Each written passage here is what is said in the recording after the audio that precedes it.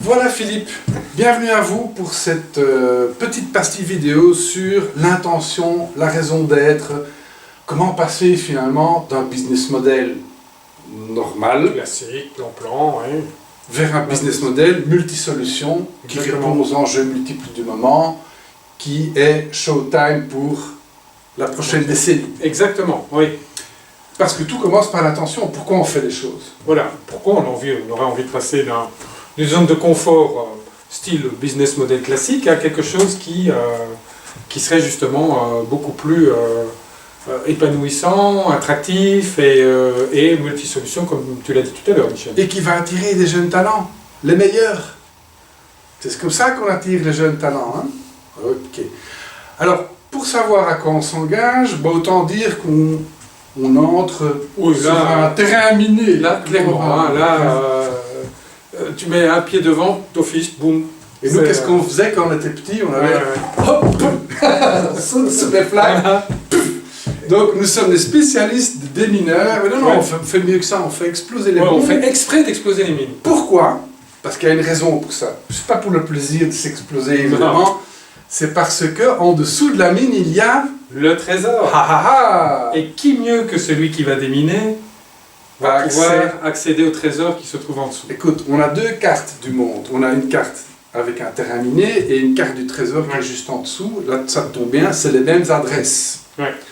26 grands enjeux historiques. On va en donner quelques-uns pour vous donner une idée, parce que si vous entrez dans cette période, si vous voulez entrer dans la prochaine décennie, parce que de toute façon on va faire, on va d'office devoir décider où on marche et comment on gère. Alors est-ce que vous voulez passer entre les mines et donc vous passez du trésor, ce serait dommage. Si vous faites partie du problème, on en a parlé déjà des entreprises qui font partie du problème, c'est nos meilleurs copains. Pourquoi? Qui mieux qu'elles connaissent justement le périmètre où se situe le problème. Exactement. Et ils ont accès au trésor qui se situe en dessous. Et donc là, il n'y a ni bon ni mauvais, on est là tous ensemble pour déminer le terrain et collectivement sortir tous ces trésors du terrain des prochaines 10 années. Alors, on va en faire quelques-uns parce que le but ici, c'est que vous aussi, avec votre business, fassiez votre switch du business model linéaire pour aller vers un business model multisolution qui répond à plusieurs enjeux à la fois.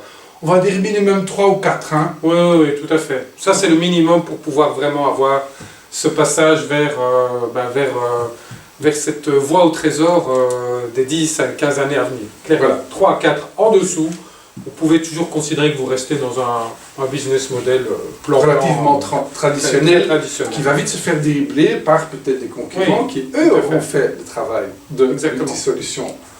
Alors que vous auriez pu le faire bien plus rapidement qu'eux, étant donné que vous connaissez ce terrain miné comme personne d'autre. C'est ça qui est dingue, quoi. It's fine, tout va bien. Ok. Donc on va mettre un peu de quelques mines. Par exemple, donc ça c'est votre entreprise, ici au milieu. Voilà, notre entreprise, on en parlera tantôt. Et donc, allez, quels sont les grands enjeux du moment? L'énergie. Je vais mettre comme ça, comme un soleil, voilà. Quoi d'autre? Logement. Alors, le logement, mais pas que le logement, pratiquement tout le bâti des logements en Belgique et ailleurs doit être rénové, durabilisé. Aujourd'hui, le logement n'est durabilisé que 0,7% par an, donc ça va nous prendre 130 ans pour rénover. Donc c'est rien, donc il y a beaucoup de travail, mais aussi c'est le bâti public, c'est les hôtelleries, c'est les magasins, tout ça doit être durable, il y a beaucoup de défis à avoir. Il y a le défi de l'éducation. Tout à fait. L'éducation au métier de demain, l'éducation au métier en pénurie, l'éducation à qui va faire tout ça, hein, durabiliser, bref. Si en Belgique, les chiffres, ici, on va devoir former 4,6 millions de personnes là, de nouveaux métiers, de nouvelles compétences, et malgré ça, il va nous manquer 600 000 personnes pour faire tourner notre économie, donc il y a un gros enjeu là. Ça va nous coûter, si on ne fait pas attention, 95 milliards d'euros, donc ça va coûter cher. Qu'est-ce qu'il y a d'autre comme enjeu? La santé. Oui. Évidemment. santé mentale, santé physique, santé émotionnelle. Tout le monde qui a peur de mourir, maintenant, attention, attention, dépression. La souffrance au travail, la prise en charge des personnes, de nos aînés, qui devient un vrai enjeu, aussi dû au baby-boom et au fait que ces personnes méritent autant que d'autres d'avoir une qualité de vie. Tu m'as pas encore parlé de la planète, hein? Non, ici, planète, ça paraît tellement évident, mais évidemment que la planète est un enjeu clé. Climat, environnement, pollution, déchets, je vais le mettre à côté. Oui. Déchets et ressources. Déchets et ressources. Voilà, donc ces grands enjeux multiples. Quoi d'autre? Alors je vais prendre nos copions parce que c'est vrai qu'il y en avait beaucoup. Il y avait l'enjeu aussi de tout ce qui est nourriture, agriculture et autres. Donc là, nutrition, agriculture, toxicité de la nutrition, appauvrissement des terres agricoles, etc. Il y a la question des seniors. Oui. On en a parlé tout à l'heure, mais donc de vieillissement de la population, des pensions, du premier pilier qui va nous exploser probablement en 2024-2025, le deuxième pilier qui aura sans doute déjà eu une claque suite à la prochaine crise systémique qui va venir bientôt. Donc bref, on va être servi, et surtout qu'on va être 2 fois plus de seniors pour 2 fois moins de jeunes. Comment on va faire pour faire tourner le truc le bidon? C'est toi et moi. Hein. Oui, absolument. Comment faire? Oui, parce qu'on s'en rapproche de... On va jouer aux poules et aux cartes et tout ça, mais bon, à un moment... après... Il y a les jeunes qui vont nous dire, tu sais quoi, viens... C'est bien sympa, mais... Voilà. Alors il y a aussi la question technologique.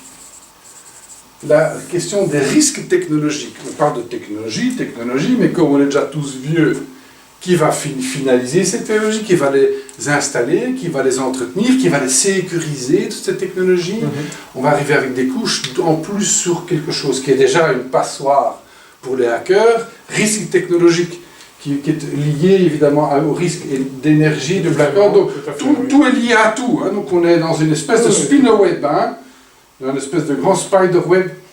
Ok. Alors, on va peut-être pas trop plomber l'ambiance. La question de la migration pour mettre une solution plutôt qu'un problème. Hein. Par contre, la pauvreté et l'exclusion, ça on va le mettre. On va mettre pauvreté. La pauvreté et l'exclusion. On va avoir beaucoup de nouveaux pauvres, probablement beaucoup de seniors malheureusement. Donc, voilà. Alors si par exemple, on va prendre un premier exemple, tiens, 2 petites maisons là, voilà. Si je suis une entreprise de construction de maisons, eh bien je réponds aux besoins de logement. Je construis des maisons, je suis le meilleur constructeur de maisons du monde évidemment. Ok, comment faire pour répondre aux autres enjeux qui ont en apparence rien à voir avec la construction, mais tout à coup, chaque valeur ajoutée que je peux créer dans mon business qui est en lien avec un de ces enjeux va me faire sortir du lot et de la masse grise de tous ces gens qui construisent des maisons. Par exemple, vous allez voir comme c'est facile, je vous invite à faire ce travail chez vous. Votre propre entreprise, votre propre projet. Exactement. Vos équipes, mapper les grands enjeux, allez voir les wise papers, téléchargez-le et plottez, mettez tous les grands enjeux et fruits. Regardez comme c'est facile. Éducation, mais je vais prendre un peu plus de stagiaires. Je fais la formation par alternance. Moi, je vais avoir des jeunes sur mes chantiers et je vais leur apprendre un métier et qu'ils apprennent à aimer la construction, qu'ils trouvent ça chouette. Et voilà. Hop, plus-value. Énergie. Je vais te faire des maisons zéro énergie qui vont produire leur propre énergie. Autonome. On a d'ailleurs un projet comme ça qui est dans les plans, plus que dans les cartons. On est en train de négocier avec la commune un projet de 9 maisons, un lotissement locatif, zéro énergie, autonomie en énergie, autonomie en eau, autonomie partielle en nutrition, création de communauté, donc c'est possible maintenant. Et cette maison sera aussi partiellement, ce lotissement, autonome en nutrition, parce qu'on va créer des jardins de permaculture autour. Intergénérationnel. Low technologie, donc presque pas de risque technologique. Très très peu. Et également à loyer modéré. Exactement. 6, 7, 800 euros. Tout en utilisant des matériaux qui auront un impact positif sur matériaux bon pour la santé, en tout cas pas mauvais pour la santé, parce que ce sera du bois, ce seront des enduits, ce sera de la pierre naturelle, donc ce sera zéro impact sur la santé. Vraiment, regardez, ça a été vite, hein, Philippe. Juste voir, et je mets tout ça dans mon business model. Chaque fois, je viens tricoter, comme une broderie dans ma chemise, de dire, voilà, tiens, alors déchets, donc ce sera, on va composter tous les déchets organiques sur place. On va instaurer dans le petit lotissement un règlement d'ordre d'intérieur proche de zéro déchet, et on va du coup créer du compost sur place qui va repartir dans les jardins. En s'assurant aussi, et là j'ajouterais même un point supérieur qui est la mobilité. Voilà, oui, très bien, merci, mobilité. Qui est de développer aussi tout un écosystème de transport qui permettront aux habitants de réduire leur impact en termes de mobilité, et surtout, qui dit mobilité, dit aussi mobilité des ressources. Cette construction s'appuyant essentiellement, si possible, sur un maximum de ressources locales, qu'elles soient naturelles et disponibles localement, ou des ressources secondaires recyclées au travers de la circularité, qui permettront de réduire en tout cas les distances de transport de ces matériaux, et de facto ayant un impact positif sur la planète et les ressources qui sont consommées. Et nous allons créer un biotope nouveau dans le jardin permaculture qui va attirer les passereaux, les rongeurs, peut-être pas trop de souris pour madame, enfin voilà. Quand même, on va régénérer ça et on aura zéro impact au niveau de l'environnement, le climat. Donc on va en fait régénérer la planète à travers un petit lotissement. Et donc voilà. Voilà la valeur ajoutée du business. Bon, maintenant je vais te donner une autre couleur. On va prendre le rouge, et tu vas me faire un autre exemple pour vous, rien à voir, un autre secteur, on va en faire des multisolutions. Oui, un business monosolution, comment transformer un business monosolution. Prenons un autre exemple qui est, je dirais, la santé. Je dirais tout ce qui est soins de santé. Voilà. Maison médicale par exemple, voilà, vous avez une maison médicale, il y a quelques médecins. Les gens viennent, sont pas bien. Qu'est-ce qui se passe? Comment ça... Donc, ici, hein. Donc là, on est clairement monosolution. Avec monosolution. Donc, première opportunité, et on va prendre peut-être la même chose, c'est formation. Je vais essayer d'engager un maximum de personnes qui vont pouvoir acquérir une expertise de terrain au travers d'une pratique de santé peut-être plus globale, plus intégrale, que ce soit préventive, plutôt que corrective ou... Tu peux faire plus encore, tu vas éduquer tes patients à mieux vivre. À pouvoir mettre en œuvre en tout cas des comportements qui leur permettent en tout cas de vivre en bonne santé le plus longtemps possible, parce que ça ne vaut pas la peine de vivre 100 ans si à partir de 70 ans tu commences à souffrir. Par exemple, dans ta maison médicale, tu organises des workshops pour comment arrêter de fumer, comment mieux manger, équilibrer, mieux cuisiner. Avoir des choses qui sont spécifiques et consacrées aux personnes pour pouvoir augmenter leur autonomie à la maison, de pouvoir vivre à la maison. Parce que moi ça serait intéressant d'aller dans une maison collective avec plein de gens. Moi je préfère aller avec mon copain, voisin et d'aller jouer aux boules. Voilà. Donc, important de pouvoir ça, de pouvoir se dire aussi qu'il est possible de se soigner sans nécessairement devoir accéder à des éléments hyper coûteux en technologie, et même s'ils sont nécessaires. C'est le e-health, c'est à la mode, c'est de chez soi faire un diagnostic. Et de pouvoir accéder comme ça à des éléments qui nous permettent d'anticiper des éléments qui pourraient être préjudiciables à la santé. Santé émotionnelle ici. Exactement, là on est bien uniquement santé émotionnelle, santé physique, santé au travail santé mentale, oui. Il y a beaucoup il y a un tiers de la population qui souffre de maladies chroniques, un tiers de la population qui souffre de maladies mentales. Oui, absolument. Ce qui inclut, c'est burn-out, stress, tout ça n'est pas venu par hasard, c'est pas venu tout seul. Hein. Non, exactement. Donc voilà, dépression. Donc c'est comment je gère tout ça? Comment le conjoint gère ça? Exactement. Moi j'ai remarqué ça, attends. En tant que conjoint, comment tu vis avec quelqu'un qui a un burn-out, qui est en dépression? Comment tu gères pour pouvoir, voilà. Tout ça, on organise des workshops, on va le rajouter pour ta maison médicale, elle va sortir du lot vite. Hein. Oui, avec sans doute une approche qui sera plus curative que corrective, et où on permettra à tout un chacun, qu'on soit senior, sans doute pour le moment dans des situations très défavorables, de pouvoir se prendre en charge lui-même et surtout d'avoir en tout cas un système qui va plutôt être récompensé parce qu'il maintient, voire améliore la santé des gens plutôt que d'être en mode prestation parce que les gens viennent uniquement quand ils ne sont pas bien. Donc c'est un changement de métier qui sera d'autant plus intéressant que si il s'accompagne de conseils sur les lieux où vivent les personnes de manière à améliorer justement la santé grâce à des modifications de leur logement. Vous voyez ce qu'on a fait en quelques minutes ici? Tout plein d'enjeux et de problèmes sont devenus des sources de nouvelles valeurs ajoutées. Exactement. Comment sortir de là avec votre business? C'est pas beau ça? C'est d'autant plus beau qu'à partir de ce moment-là, vous allez permettre à des personnes qui ont une expertise en nutrition, une expertise en pédagogie, une expertise en aménagement léger de logement, de pouvoir participer à un écosystème où ils vont en fait se renforcer mutuellement. À travers la patientèle d'une maison médicale. Exactement.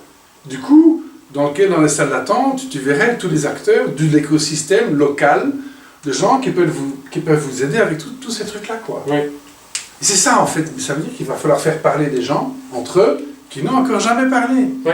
Faire parler le fermier avec le médecin, l'entrepreneur de construction, le décorateur, oui. Enfin voilà. Donc ici on est réellement dans une deuxième... Alors maintenant, Philippe, ça va être leur tour. Oui, c'est à vous de jouer. Et vous pourriez vous dire, qu'est-ce que je peux y gagner? Ben, là on vous l'a montré. Hein. Il y a une série de solutions que vous pouvez développer et ainsi devenir un acteur. Je dirais, les gens vont se dire, mais non, mais c'est chez lui qu'on va, c'est évident, parce que là, en fait, il n'est pas juste en train de répondre à un de mes besoins, mais à plusieurs de mes besoins. Il pense à moi, vraiment. Exactement. Pas que à me vendre des médicaments et à prescrire des médicaments. Non, il pense à ma santé, vraiment. Oui, exactement. Alors, ça prend un peu de temps au début, mais il y a suffisamment d'acteurs autour qui peuvent aussi prendre ce temps-là pour faire de l'éducation, de la prévention et travailler. Donc voilà. Mais alors, du coup, pour faire atterrir le business model, ça va être pour une autre vidéo. Voilà. Mais en tout cas, ici, l'intention, c'est raccrocher-là le plus haut possible. Voilà. Reprenez votre activité actuelle. Dites-vous, bah, tiens, oui, aujourd'hui, fonctionnellement parlant, voilà ce que j'attaque, mais et si, et passez en revue. Ça voudrait dire quoi? Pour moi, demain, d'apporter de la valeur autrement qu'à une ou deux fonctions vitales dans lesquelles je suis impliqué aujourd'hui, qui sont, dans l'exemple qu'on a donné, dans le premier, essentiellement du logement, dans le deuxième, de la santé. Faites ça, et revenez vers nous avec envoyez-nous votre travail et les questions que vous avez par rapport à ça, en disant, maintenant on fait comment? Comment l'articuler, comment faire son business model, comment développer tout ça, voilà. Maintenant que je suis au clair sur la vraie valeur que peut apporter une approche multisolution. Voilà. Donc la multisolution, solution systémique, voilà, c'est accessible à tous et ça va vous faire sortir du lot et vous donner votre ticket pour 2030. Et voilà, donc vous pouvez utiliser le modèle des 12 fonctions vitales ou utiliser les 26 grands enjeux du Wise Paper numéro 1, comme vous le sentez, téléchargez tout ça et travaillez avec votre équipe et vos parties prenantes, vos voisins peut-être, vos conjoints, vos amis, sur comment sortir du lot et de la masse grise de la concurrence, quoique la concurrence... Vous allez vous rendre compte, c'est peut-être le petit dernier mot, c'est que mais des personnes qui a priori à un moment donné pouvaient être perçues comme des concurrents, vont devenir peut-être des partenaires du futur. Et là, c'est une autre affaire, une autre paire de manches, c'est comment on met en place des partenariats en se sentant en confiance et dans un climat qui va nous permettre de se sentir tout à fait en sécurité. Et ça, ce sera une autre capsule qui vous permettra de vous dire, je sais pourquoi je vais le faire, j'ai pigé les avantages, mais ce serait quand même bien que vous nous donniez un petit coup de main sur comment le faire, parce que là, je ne suis pas encore très sûr.